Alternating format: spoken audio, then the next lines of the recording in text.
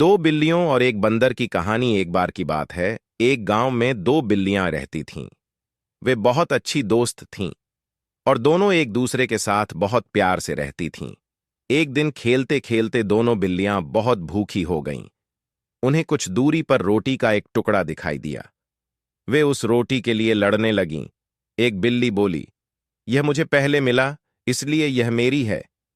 दूसरी बिल्ली भी यही कह रही थी।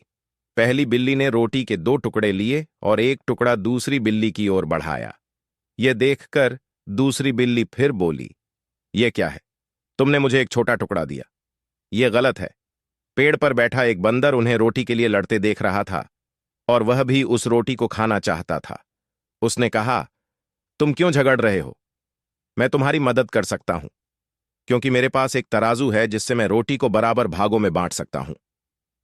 दोनों बिल्लियों को बंदरों की सलाह पसंद आई। बंदर पेड़ पर चढ़ा और तराजू ले आया। उसने दोनों टुकड़ों को एक पलड़े में रख दिया।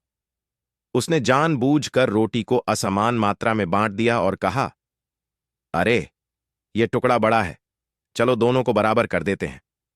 और यह कहकर उसने बड़े टुकड़े से थोड़ा थोड़ा करके खा लिया। बंदर बांट रहा रोटी इस तरह, जब भी तराजू भारी होता वह उस तरफ से थोड़ी रोटी तोड़कर अपने मुंह में डालने लगता।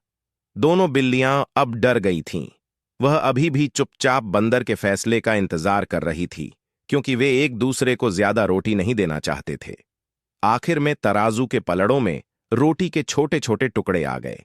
बंदर बोला, जैसा कि तुमने देखा है कि मैंने अपने तराजू से रोटी बांटने का कठिन परिश्रम किया है, इसलिए मुझे अपनी मेहनत का फल अवश्य मिलना चाहिए।